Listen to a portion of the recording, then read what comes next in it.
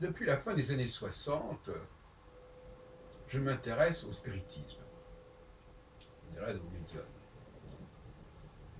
J'ai un point de repère puisque mon père est mort en septembre, en janvier 1970, et euh, déjà à cette époque-là, j'étais très branché dans le spiritisme, et quand il est mort, j'étais dans une période où la notion de mort était très très relative. Bon, depuis, j'ai peut-être un peu évolué, mais en tout cas, pour vous donner un repère, donc en 68, en 69, en tout cas, j'ai découvert le spiritisme, je pense. Et curieusement, d'ailleurs, ça a correspondu peu après à la mort de mon père. Qui a un rapport que vous avez fait, mais enfin, c'est un point de repère. Le repère père. Et euh, il y a quelques jours, donc j'ai interviewé beaucoup de médiums de ces dernières années. J'ai travaillé avec des médiums pour ce que j'appelle des entretiens médiumniques, etc. C'est-à-dire une possibilité de communiquer avec des archives de personnages historiques qu'on pouvait interroger en quelque sorte. Ce qu'on appelle les annales akashiques. Mais j'ai bien aimé aussi aller dans certaines réunions de Luis Fipes, de Jean-Paul Rousseau, mais j'allais à des tas d'autres endroits quand j'étais plus jeune. Il y a eu une période où j'allais rue Copernic, rue Léon Delhomme, je sais pas, rue des Gatines. Et puis après, ça s'est arrêté, et puis ça a repris, bon, il y a beaucoup, récemment, récemment, il y a quelques années. Et j'aime bien ces espèces de bureaux de poste comme ça, où on reçoit des messages de nos guides, enfin je ne sais pas d'où. En tout cas, on nous dit des choses qu'on a à nous dire. Ça peut être des parents qui sont décédés, hein, des grands-parents, des beaux-parents, enfin bon, etc. Et l'autre jour, j'étais à une réunion qui était organisée par M. Claude Quentin, à l'impasse des Deux Moulins, où j'avais d'ailleurs interviewé quelques personnes. Je viens tous les mois rencontrer comme ça des praticiens. Et puis là, curieusement, il y avait une dame que je n'ai pas interviewée, mais j'avais dit que j'allais l'interviewer, et puis finalement, j'ai interviewé quelqu'un d'autre. Et puis alors à la fin, je tombe sur elle. Elle était là, elle n'était plus en consultation. Et puis je commence à discuter avec elle. Et puis elle me lance un truc comme ça, un message me concernant.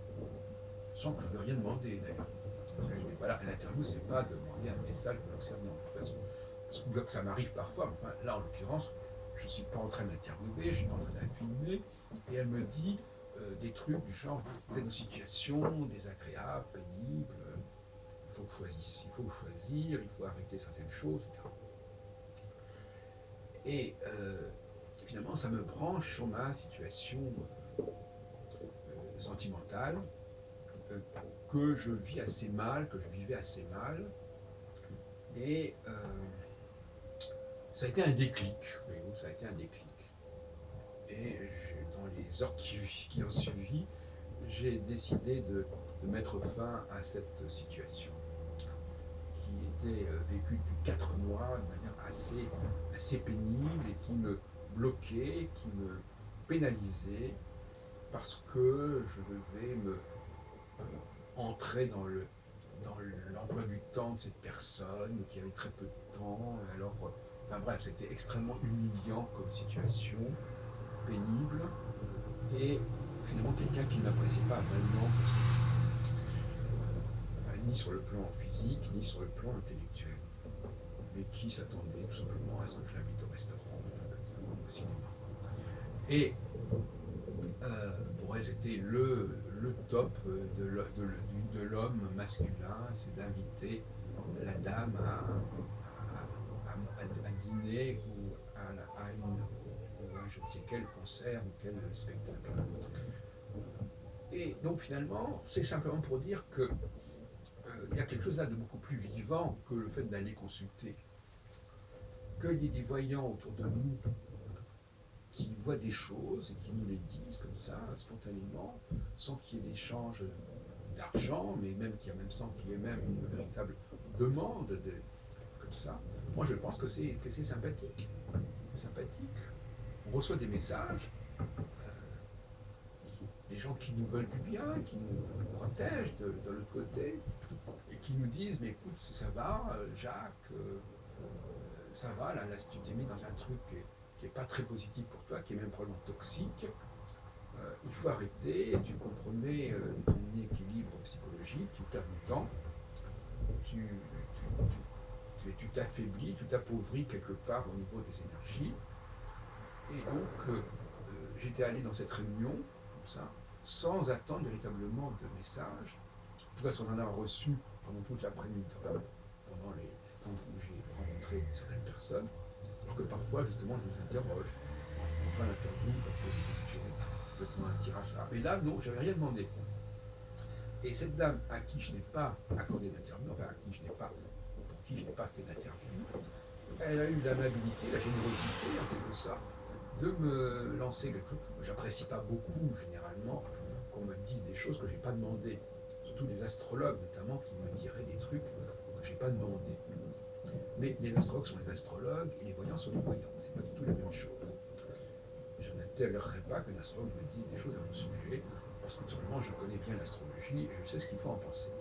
Par contre, j'ai un certain respect pour la voyance, pour les voyants, et quand quelqu'un me dit des choses comme ça, et qui résonnent en moi, eh bien, je dis que c'est pas cette personne-là qui me le dit, mais qu'elle est un médium, c'est-à-dire qu'elle est un réceptacle, elle transmet un message, elle est un facteur, un messager, et finalement, bon, je me suis trouvé que j'étais là, et que une force quelconque s'est manifestée et a utilisé ce médium pour communiquer avec moi, alors que j'étais en train de sortir, pour m'accrocher et pour me dire un truc.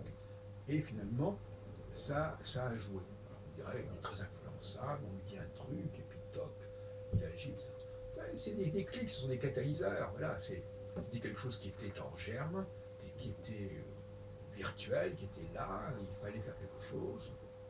Et la question c'était, est-ce que je dois encore continuer, encore supporter certaines choses, ou bien je dois mettre fin à cette relation. D'autant plus que moi-même, je n'aime pas rompre spécialement, et surtout rompre aussi rapidement, alors que la relation est encore en ébauche. Mais justement, si elle est en ébauche, c'est parce qu'elle a traîné, qu'elle n'a pas abouti correctement. Et en fait, compte, elle a duré quand même 4 mois, alors qu'en 4 mois, j'ai une relation qui était beaucoup plus heureuse, beaucoup plus aboutie. Donc, de toute façon, voilà.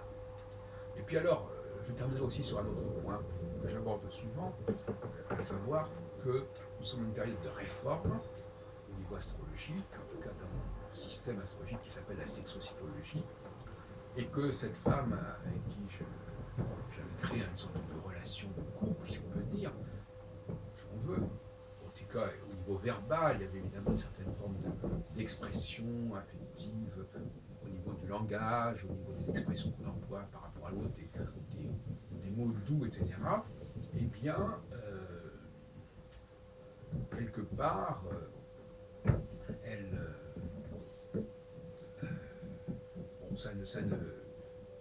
ça n'avançait pas parce qu'elle ne voulait pas réorganiser sa vie, parce qu'elle ne voulait pas reconsidérer, réaménager son emploi du temps, se ménager des moments pour vivre une relation de couple.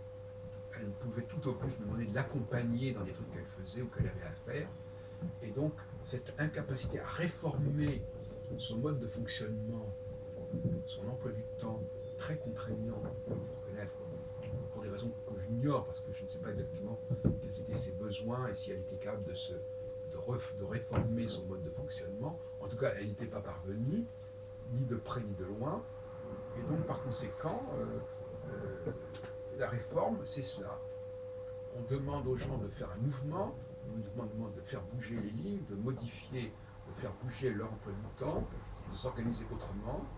Donc il y a un mouvement, et elle n'y parvenait pas. Donc c'était de toute façon le signe qu'il fallait arrêter cette situation, le signe d'une forme de répudiation, pour dire les choses crûment.